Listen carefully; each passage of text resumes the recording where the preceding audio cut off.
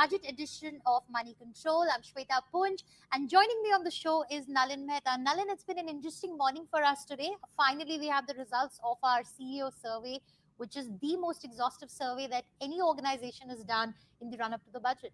Absolutely, Shweta. I think what we at Money Control are trying to do with this survey is to get an accurate barometer of what India Inc. is thinking before what should be an agenda-defining budget for Modi 3.0. And the context is really important because we are in a situation where the markets have been having a roller coaster ride over the last couple of months. You are seeing many signs of a structural slowdown. The global context is changing very fast with Trump coming in. So there's politically the kind of uncertainty that was in the minds of many after the Lok Sabha results last year, that has settled down. Mr. Modi is more secure today than he's ever been before. So in that sense, he has the political mandate. Was a few months ago, people were talking about, well, how will he make difficult choices because he's got allies and so on. But now I think he can pretty much, he has the political backing and the bandwidth to be able to push in what we could call a booster budget, say, for example. Absolutely. So this time around in the survey, we kept the responses to be anonymous, and Deloitte helped us conduct this survey. I'm going to go across to my colleague Meghna Mittal for a quick recap of what the survey has thrown up in terms of its findings. Meghna. Yes, so diving in straight into the results of the exclusive Money Control Deloitte survey, the major trend that has emerged from the survey is all the CEOs wanting a simpler tax regime. Now, we asked the CEOs, what can India do to enhance the ease of doing business? And what a whopping 91.1% CEOs are saying that there should be simpler tax regime and compliances. Now, we do know that the government is already working on simplifying the Income Tax Act. Now, whether that comes in the budget, that remains to be seen. But here is a clear-cut demand from the CEOs asking for a simpler tax regime and compliances. Now, going 60% of the other CEOs, they are asking for enhancing the digitization efforts. They are also asking for a single window clearance system, an online single window clearance system, and integrating all the business procedures. That is the 60% of the CEOs that they think that ease of doing business can be greatly enhanced through this. Another close 55.6% CEOs, they're asking for easy compliance processes for trade and investment across borders. Now, trade remains a big challenge. Exports, especially merchandise, in the scenario of global slowdown, this is what 55.6% CEOs are asking for easy compliance process for trade. 40% CEOs are also asking for improvement of land and labor reforms. Now, that is another major big reform that is pending from the government side on the labor laws. That is the desire and want of 40% of CEOs. Now, also 37.8% CEOs are asking for reskilling and upskilling talent. Now, the government also, we know that the last budget also announced some great reforms on the skilling side. So that awaits to be seen. So the big trend emerging from here is the enhancing ease of doing business, is the tax reforms that the CEOs are looking for. Right. Thanks, Meghna, for that. Nalin, so here we have it. It's almost like a cry for help. 91% of the CEOs are asking for tax reform. Normally, a lot of people make fun after the budget that normally when you ask CEOs what's happened, people never give any budget less than 8 out of 10 or 9 out of 10, right? So, which is why we've done an anonymous survey. 45 CEOs, about 50 CEOs in this. And this follows our market survey yesterday, which was with movers and shakers of the markets. I think what these numbers are showing, Shweta, is that we cannot, what India Inc. is saying, really, if I can put it bluntly, is we cannot have business as usual. You need a big bang budget, you need a transformative budget, almost similar to what Manmohan Singh presented in 1991, given the situation we are in at the moment. The last 2-3 years have been kind of like bureaucrats' budgets, if I may put it that way. Right. I don't think that'll cut the ice anymore. The Babu budget will not work anymore. Let's go across to our first guest, and we couldn't have asked for a better opening to the show. Mr. Vinayak Chatterjee, a veteran really in this space, someone who's been a champion of the India infrastructure story. Mr. Chatterjee, welcome to the show. Thank you so much for joining us. Just to give you a number to start with, 62.2% of the CEOs are betting on continued focus on infrastructure spending. I want to ask you, we've seen the Modi government really focus on infrastructure creation in the last decade. Do you see that continuing? And secondly, do we have the absorption capacity for that? Look, the 62% figure is not surprising at all because since 2014, from the time the NDA government came in, it is basically infrastructure that has been used to pump prime the economy. That is very, very clear. And therefore, in the last many years, you've got year after year 30% increases in the budgetary outlays in the union budget for infrastructure. 5 lakh crores became 7.5, 7.5 became 10. So these are 30% increases. Only last year, we got a 10% increase, both in the interim budget and the final budget, which took the figure to 11.1. So in my view, the 10% is an aberration. The big elephant in the room is the issue of to what extent is this dispensation going to use the budget that's coming up to use infrastructure funds to pump prime the economy. The metric in this is that there is universal acceptance that the budgetary, the infrastructure capex spend in the economy should not drop below 7% of GDP, which means that the central government has to do 3.5% of GDP and the balance 3.5 comes from states, extra budgetary resources, and private sector. So 3.5% if the union budget has to do at current prices, it means a 13 lakh crore outlay. But if the government wants to be far more aggressive in a scenario where capex has been depressed, both at the central level, at the state level, and at the private level in the last few quarters, it might choose to go to 15 lakh crores, which means it will be 8% of GDP. So just to summarize, I expect the outlay, first, to answer your question, I agree that 60% CEOs want infrastructure to continue to pump prime the economy. The minimum that would be required to pump prime the economy would be an outlay of 13 lakh crores. But if it goes to 15, that would be more than welcome if the additional can be pumped into sectors like health, education, and agricultural infrastructure. But over to you. Right, Mr. Chatterjee. So one, we have an ambitious target, and which is what we've had for this year as well. However, spending has not kept pace, and for various reasons, we had elections and so on. So capex spending has not kept up.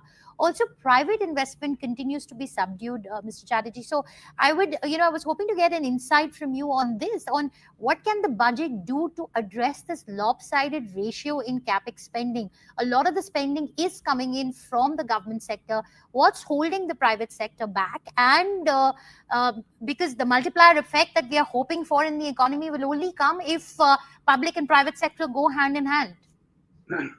Look, there are two parts to the question that you asked. First, year before last, at one of the post-budget TV shows, a very important member of the finance ministry establishment, one of the secretaries, shared that the ministry had confidential data that 1 rupee spent in infrastructure resulted in 3 rupees of GDP. And 1 rupee spent on DBT kind of direct benefit transfer kind of expenditure led to 90 paisa of GDP. So the fact that if you want the GDP to be pump primed, for consumption to be increased, for multiplier effect to come into full play, there is no question that the infra spend has to be up and it has to be used as the principal pump primer of the economy. The second part of your question is capex in infrastructure. I will only restrict myself to infra and not to general industrial capex. Sure. Why is the private sector not investing enough? That's because the PPP model is not as robust as it was earlier. The peak investment by private sector was in the period 2010 to 2012. After that, we had the period of NPAs and the twin balance sheet problem and all of that. And since then, from 2012 onwards, by and large, boards of most private sector companies are loath to put balance sheet money into PPP projects. Now, this is a serious issue which we have discussed many times, including discussing the Kelkar committee report, which sought to revive PPP. But PPP has not come back with the same fervor and the spirit and the energy that existed 10 years ago. And that problem still remains. So what's the way forward, Mr. Chatterjee? Because if we go by our survey findings, I'll just quote a few other numbers there. A large percentage of CEOs also said that they are hoping for single window clearance to come in. And we started the show by saying that nearly 91% have asked for tax reform to come through, and then easier land and labor laws. So how crucial are these? So one is, of course, the PPP model, and we need to bring that back. And in terms of compliances and in terms of land and labor laws, if you could take us through the importance and significance of really pushing through these reforms, especially in this budget, because this is the first full budget of the third term of the Modi government. Two quick reactions, and don't be disappointed with my answer. If you did this show 20 years ago, Yeah. the results would not have been vastly different. Simplified tax regime, land and labor laws, ease of doing business. We've heard this now for 25 years, so there's nothing new in this point. What can the budget do? Very little. Because the budget at the end of the day is an accounting document, and it is a document for channelizing investable funds of the central government, of which bulk of it are already spoken for in terms of salaries, defense, interest payments, etc. So it is not for the budget to address these issues of ease of doing business and land reforms and labor reforms and skills. These are areas which the government in any case has to address outside the budget. But back to you. I completely agree. I completely agree with him because, and if you look at the track record of the Narendra Modi government over the last 10 years, most of his signature initiatives, all of them have come outside of the budget. Those announcements didn't come in the budget, in the sense that the way we build up the budget, although we do think the booster budget is required, Mr. Modi's track record shows that he believes in doing things. He doesn't look at the budget as a big announcement kind of day. Yeah, that's a very fair point, actually, because we've seen a lot of decisions come through in cabinet meetings, for instance. So, Mr. Chatterjee, one last question before we let you go. What's your wish list from the budget? If you could give us, three things that you'd like to see the finance minister do. I will quickly give you more than three things. Okay. A green transition fund structured with World Bank and MDBs. Reduction, a policy statement to say that there will be a reduction of the completely illogical 28% GST on cement, which is an Aam Aadmi product. An incentive structure for urban local bodies and towns and cities to get aggressive on municipal bonds. Tax consolidation for infrastructure SPVs. Each of them now have to file individual tax returns. It's a major nightmare. The big picture, coastal economic zones to promote labor-intensive exports.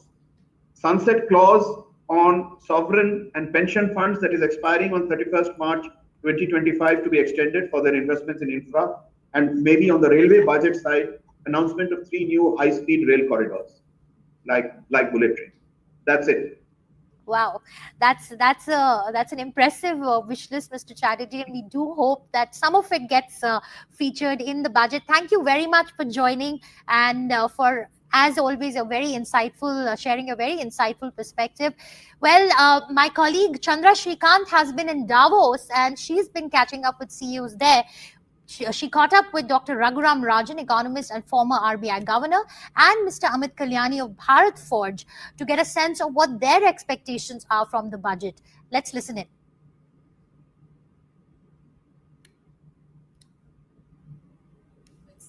Encouraging. What do you think will help? Even CEOs we've been speaking to say that, there is sluggishness, there is weakness in consumption. So will the magic bullet come from the RBI? Will it come from the budget? What is your sense? I would say that to some extent, the underlying issue is how do we get strong sustainable demand? And strong sustainable demand comes from, confident people. We have confidence at the upper end, the upper middle class, the people who are employed in Bangalore and Chennai, they're confident. It's the lower middle class which has been a little more hesitant because of the job situation.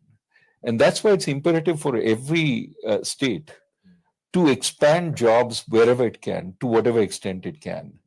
And that's sort of going to be both beneficial for just more investment, more production, more growth, but it also gives more confidence for consumption. Let's see what happens in the budget. I think government is fully aware of the fact that the growth is tapering off, and it is important for them to kind of deliver this growth.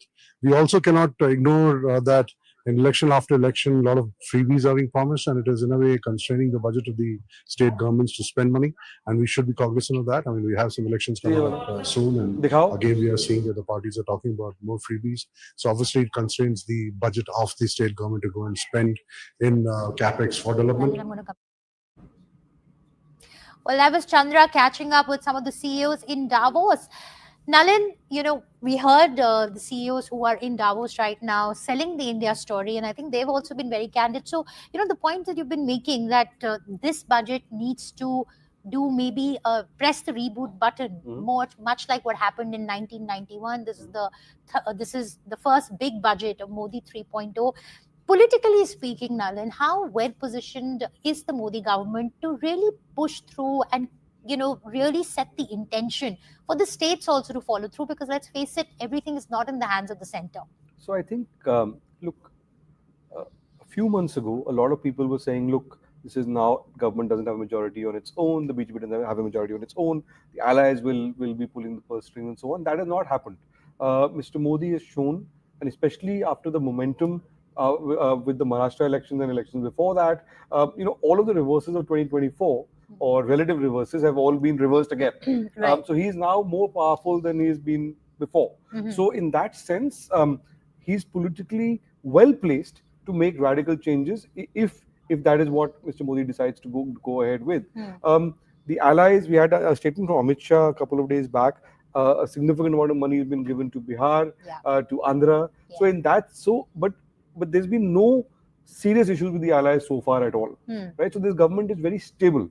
Now the question is, how will it use its stability for giving the economy the tonic that it currently needs? Because make no mistake, we are at a very important turning point in global economics. You're seeing what's happening with the markets. The Chinese markets are up because China has not really been taken on by Trump as the way people thought it would. Right. European markets have been lukewarm. Indian markets have been on a roller coaster up and down for the last few weeks. And the US is changing its economic model. Right. When you do that and the US markets suddenly start becoming much more attractive than Indian markets, you're going to see a bigger outflow of FPIs, which is why India can't continue with business as usual.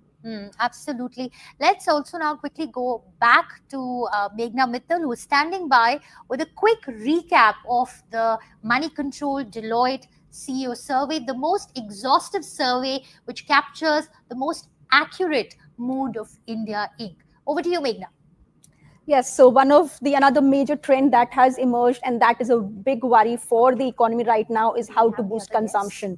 Now, the majority of the CEOs, 86.7%, they have said that increase in disposable incomes through tax relief is what they are looking at.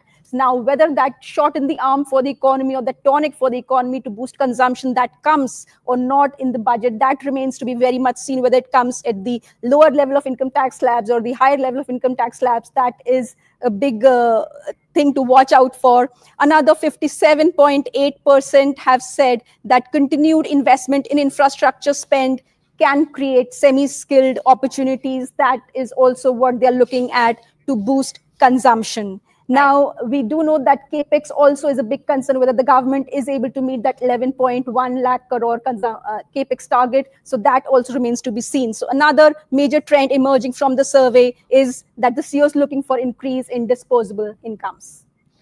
Right, Meghna, thanks for that. I think all of us are looking for an increase in disposable incomes, and I've just been informed that it's also Meghna's birthday today. So happy birthday, Meghna. We're making Meghna work very hard on, on her birthday, but then that's how we do things here at MoneyControl. Now joining us to really discuss the survey findings in greater detail, I have with me Shruti Shibulal, who's joining us from Bangalore. Shaurya Veer is joining us from Kolkata. And Shruti, thanks so much for joining us. How are you doing? Good. Thank you so much for having me. So happy to be here. Thanks, Shruti. Shruti, let me begin with, you're in the tourism space, and this is an industry that's really got great potential when it comes to putting India on the global map, when it comes to, creating jobs. What are you really hoping for? And I'll just quickly give you a summary of the survey. CEOs are extremely optimistic about the India story. However, they have raised a slew of red flags when it comes to regulatory compliances. So I want to get a sectoral perspective from you on this.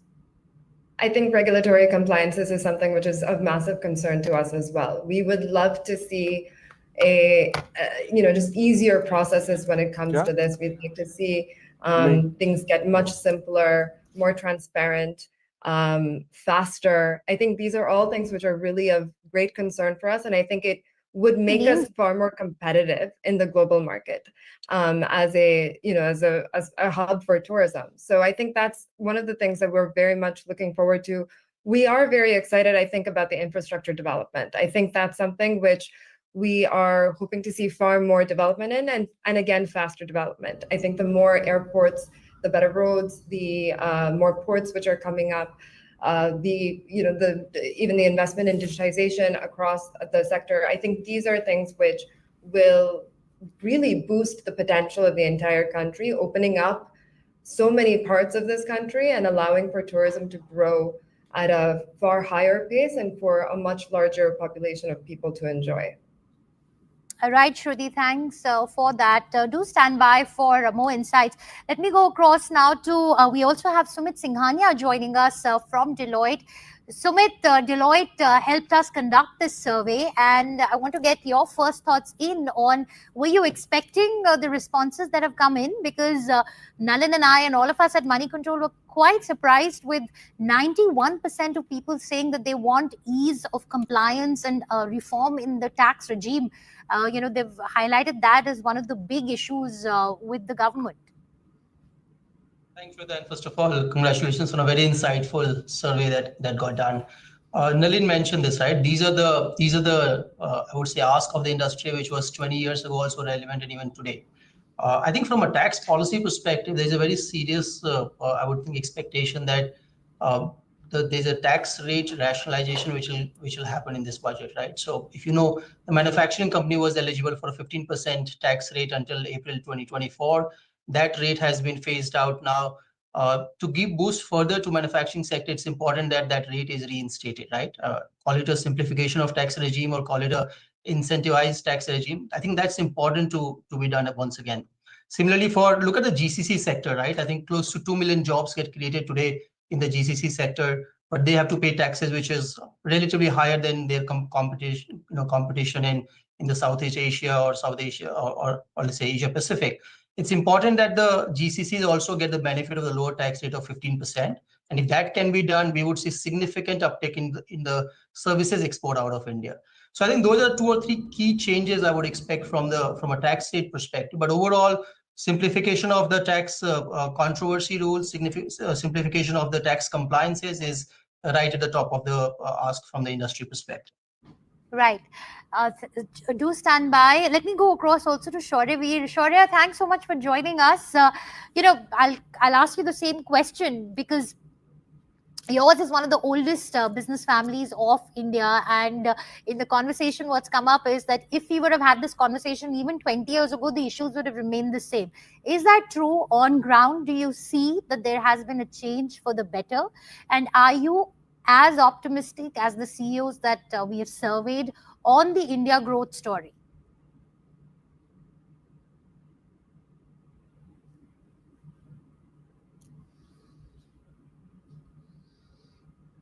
Thank you, Shweta, for having me here. It's a pleasure to be Pradeep? here. Can you hear me now?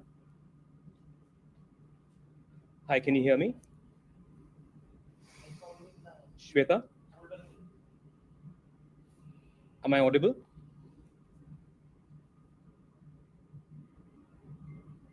Hello? No, Hello? I'm not.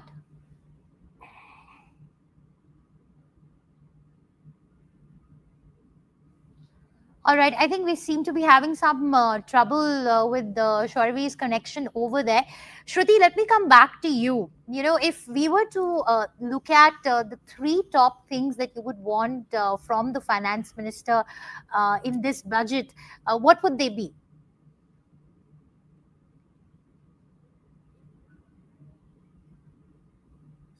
Business reforms, right? Just simplification of the regulatory compliances. I think that would make a huge difference in our ability to expand and to bring more business to the nation.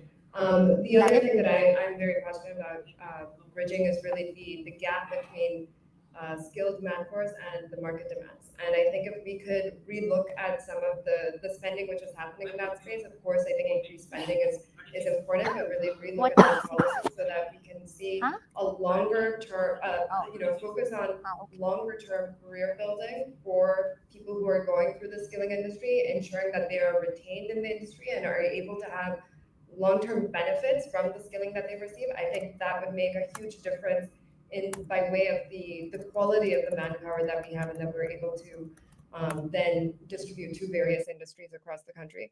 And of course, I think the last thing that I would love to see is more incentives for sustainable and green initiatives. So investments into renewable energy, investments into businesses which are ESG compliant. I think that would be really wonderful, because we would see that businesses were then moving in the right direction and that the country was set up for very sustainable long-term growth. Right. So 4 things, but yeah. Right. Let me go across to Mr. Singhania. We've also spoken about in the survey about the need to boost consumption, and 86% of the CEOs said that disposable incomes through tax relief and rationalization of GST rates should be brought in. So, how doable is that in the budget? Is that a tall order? I mean, can that be done really in the budget? Also, when it comes to increasing disposable incomes, it's an outcome of growth. So I want to get in your thoughts on what are the practical things that can be brought about in this budget that can actually give out a feel good factor, where people feel that they have there's potential, there's value for their money. No. So Shraddha, if you look at the current fiscal deficit numbers, right, there definitely seems to be some elbow room for the government to. Can you hear me? Am I audible, Shraddha? Yes, now you are. Yeah. So I was just saying that if you look at the current fiscal deficit numbers, there definitely seems to be some room for government to look at the tax laws and reduce the tax rate, or maybe sort of change the tax slabs for individuals to have a more disposable income in their pockets, right? So maybe this is just one odd year where the fiscal deficit seems to be more controllable at this point in time. We can't say right now what will happen at the end of the financial year, but it just seems the right financial year to consider that tweaking to be done, right? And as we hear from what's been the run up to the budget, is that that's quite likely as well.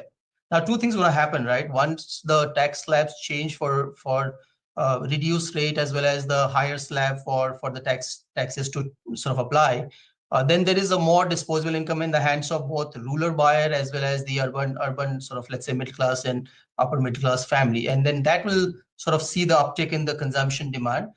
We have seen the urban FMCG demand has had some sluggishness in last 2 quarters. In fact, more than that. The rural demand has been relatively stronger, but I think there is a room for a little bit of work to be done there. If we can just get that uptake in the rural demand again, overall support to the GDP growth will be definitely there for the full financial year. So reducing the tax rate for individual taxpayer, increasing the slab and for the tax exemption, those are the 2 measures which the government could definitely look at. Thanks for that, Mr. Singhania. Let me go across to Shaurya now. Shaurya, I hope you can hear me clearly. Yes, I can. I hope you can hear me now. Yes, we can. Thank you so much for joining us. I was asking you the last time around that yours is one of the oldest business families of India, and you on this show we were discussing that even if we would have had this conversation 20 years ago, and the findings of the survey which have highlighted, regulatory compliances as a big bottleneck, reforms in tax regime top the wish list of CEOs. I want to get a sense from you. You're working with people on ground, you have factories and so on. Have things changed? Because what we hear is that there has been an effort that's been made to cut down regulatory cholesterol. However, there's an analysis that TeamLease has done which shows that there are still over 70,000 compliances, of which over half of them, so say about 35,000, have imprisonment clauses in them. So how is it to be able to be a wealth creator and a job creator in India today, vis-a-vis, say, from the time when when your family started this business, and what would you like to see the finance minister do in this budget to address those pain points? Thank you, Shweta, firstly for having me here. It's a pleasure. So very, very pointed question, very valid, and true to a large extent. On one hand, we can say Rome wasn't built in a day. India is a complex country, very large country, large population with enough things to take care of. And of course, with time, I think the requirements, from every perspective, today our demands, with regards to the environment are changing, ever changing, and becoming more complex. So there is to cut some slack to the government that it's their job isn't static either. Things are constantly evolving for them and becoming the demands on them are becoming tougher. At the same time, definitely from a manufacturing perspective, India is a very, very complex place to work, and one definitely does feel at times that it's the complexity is beyond what can be handled. Compliances, number of clearances are tremendous. That really we don't see that coming down in droves right now. A substantial part of what the work we do is across sectors, but is in Eastern India. And definitely, I think Eastern India, compared to the other three regions, is sort of left behind with regards to focus on infra or overall development. So it's much needed here. I think the bigger problem, and again, I think was mentioned earlier on the show, that which probably isn't a budget issue, but a mindset issue, is policy formulation, implementation, and interpretation across various government departments, government committees, and also the judiciary. Because today the courts play a very, very active role in lots of industries with regards to compliances, environment, etc. With any product getting regulated, sort of courts become involved, and of course, industry players get them involved at every stage. So I think the blurring of the line between the judicial and the executive is also sort of constantly blurred, which makes things tougher.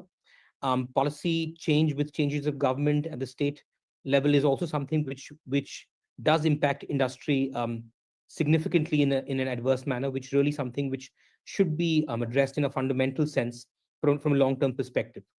So these are problems. Again, one does hear of certain states in the country wherein there has been land reform and where you can actually figure out what's happening with your land at the click of a button. But that's not the case with majority of Eastern India. So a lot of fundamental steps to be taken. And I think judicial reforms is really very important.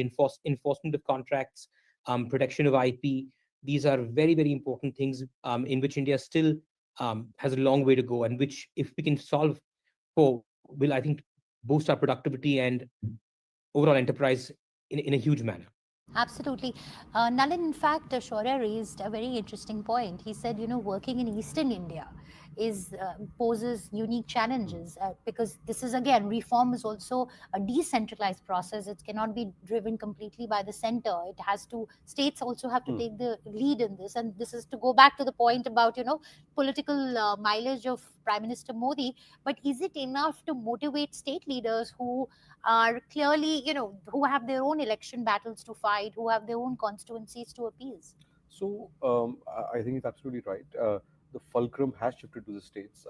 You can't really have movement unless the states play tango on multiple things. Yet the union budget, of course, sets the larger narrative for the nation, right? And in that sense, this if there ever was a need for a booster budget, which is what we are calling this budget at MoneyControl, the time is now. Simply because every sign that we are seeing at the moment is pointing towards the beginnings of a structural slowdown.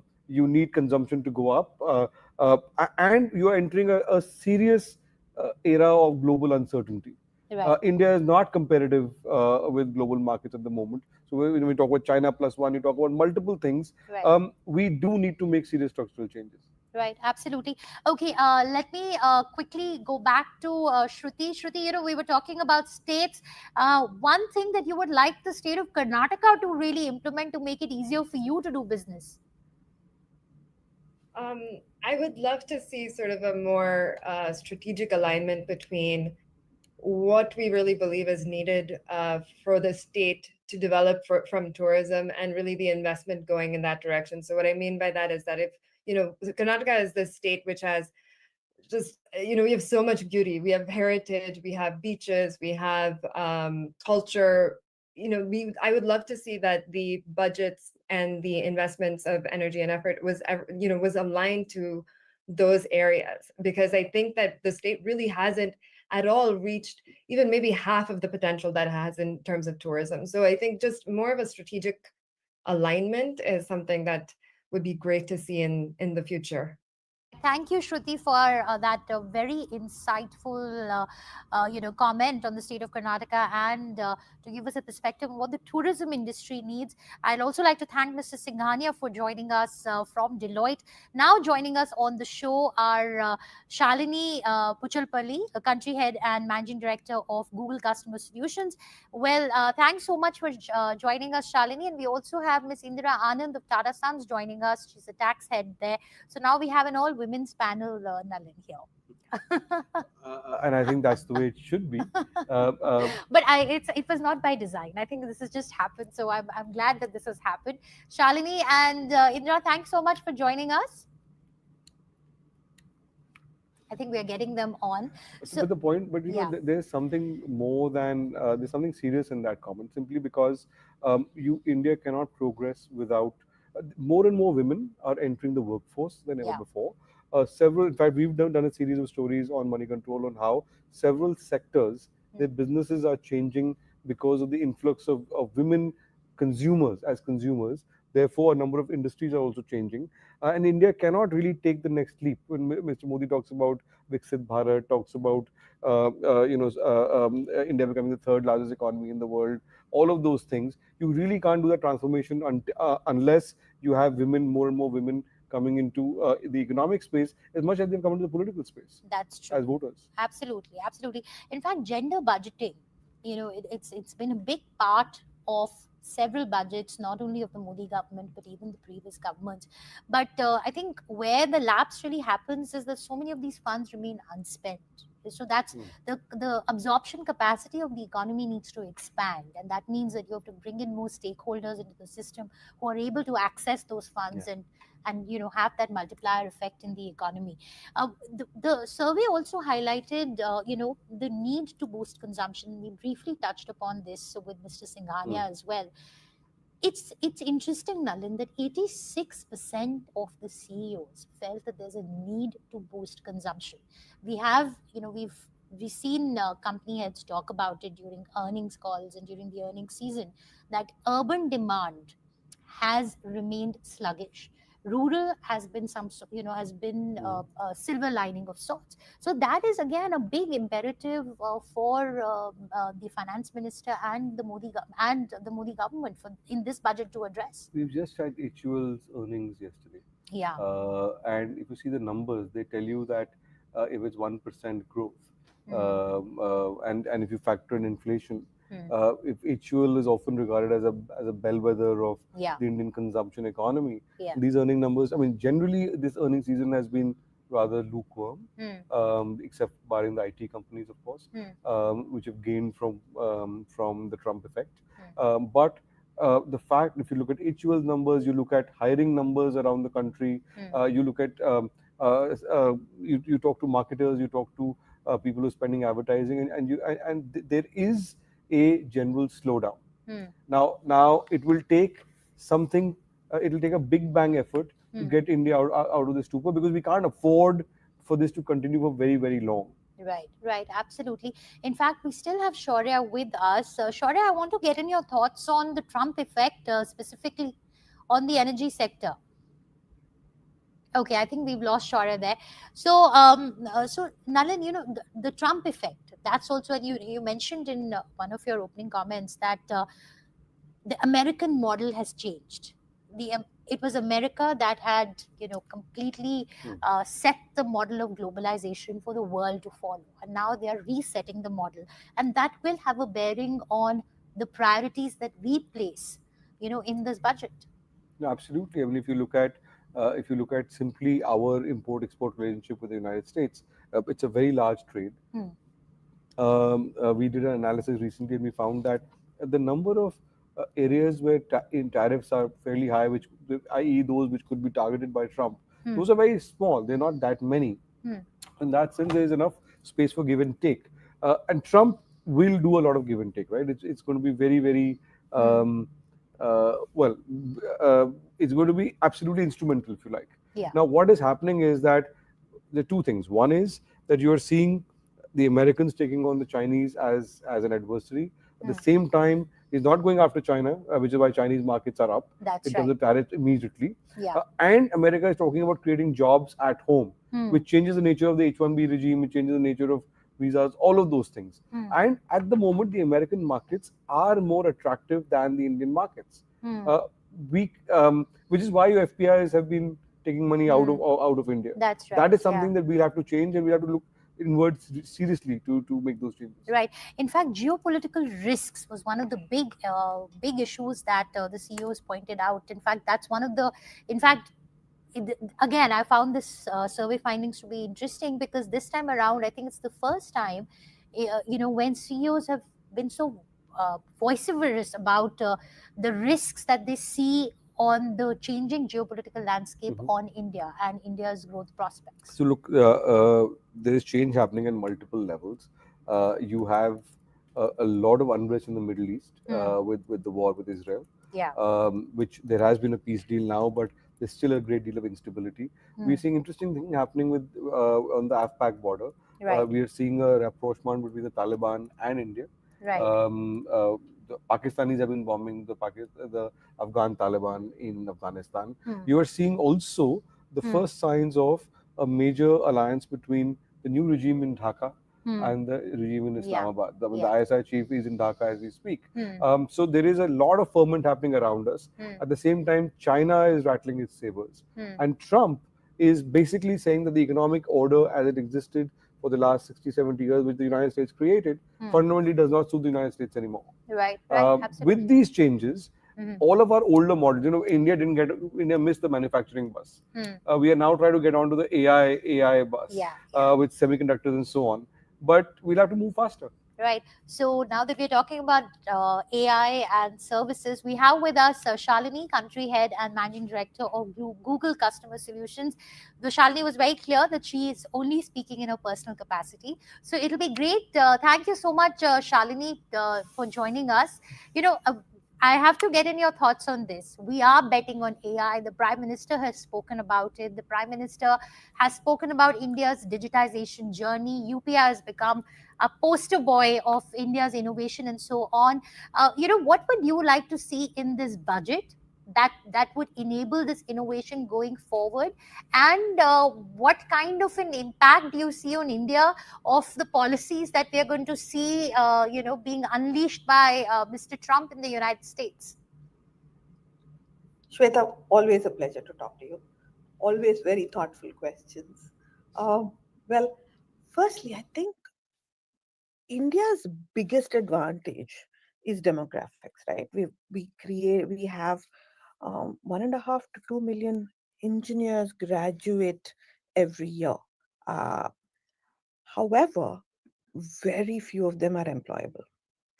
And for us to actually catch the AI bus that we were talking about, we need that employability to happen. We need the skills to get better. And so in this budget, I would want greater amount of focus on education, on improvement of basic capabilities. We've done some bit of with last budget itself with the apprentice program.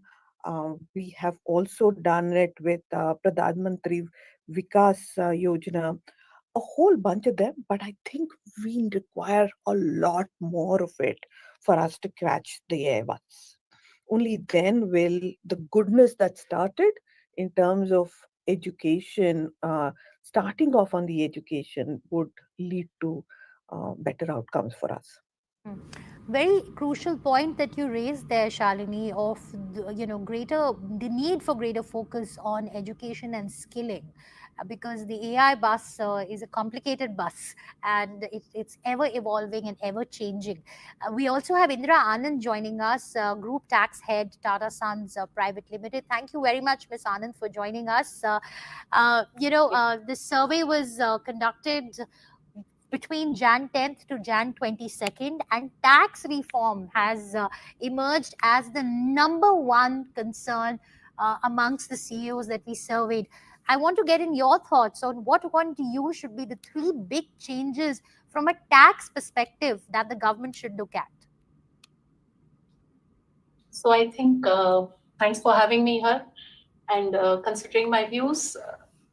The one thing which we all hearing about since the last budget is about the simplified new tax code or the new tax act. We are looking forward to that, and hopefully that leaves you with a smaller, a simplified, detailed piece of law legislation here, and a better outcome of what we have seen over the last years. We are also expecting some announcement on the Pillar 2, on which many of the countries, 30 to name, have come up in March 24. 30 more countries have joined it by March 25. India, though, is supporting it, has yet to announce that. So that is one major thing. We're looking forward for some kind of announcement, if not even, readiness to join that, but some kind of announcement on that. Talking about another big change that we expect, and rather we desire, should be a rationalization of the TDS rates and the number of sections we have in TDS today. For you're complying at the assessee level, there are about nearly 30 sections under the TDS. This is a very vast task and a burden on the compliance as far as the assessee is concerned. So this is, collection of early tax, but what needs to undergo is at the assessee level. So we are enabling government to help that, but it becomes very onerous, and we hope some kind of rationalizing. We have seen in the past that they have come down to a simplified, excluding the surcharge cess on the basic TDS rate, but now to cut down on those TDS rates, we every time need to go and relook as to which is the new TDS provision. Every budget has seen some addition to the TDS provisions. So it's more rationalization on that. I think as far as the individual sector is concerned, they would expect some rationalization on the tax slabs to make it more simpler and easier for a common layman to understand. I think these are the few we expect to come up in this budget. But I think that's an important point that's being made, because one of the big complaints of the middle classes for at least 2 or 3 years now has been that what did we get?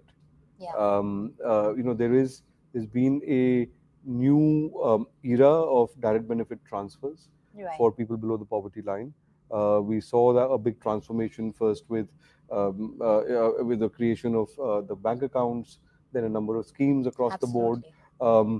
But the middle classes have always, and which were one of the most loyal voters of the BJP, have often felt that what did we get? And there, at the time is, and therefore there are two things that are likely to be expected: either both or one that you could move the up to 10 lakh perhaps. No tax up to that point. And the second is that you could move the next lot up to 20 lakh perhaps to 25% as opposed to 35%. Now, either or of those, either both or one of those things could happen. But certainly, I think if social media is anything to go by, the finance ministers face the brunt of criticism, to say the least, for a very, very long time, and that's a barometer of middle class opinion. And with this first budget, or the first full budget of the third avatar of the Modi government, I think a lot of people will be looking at for what the vision is.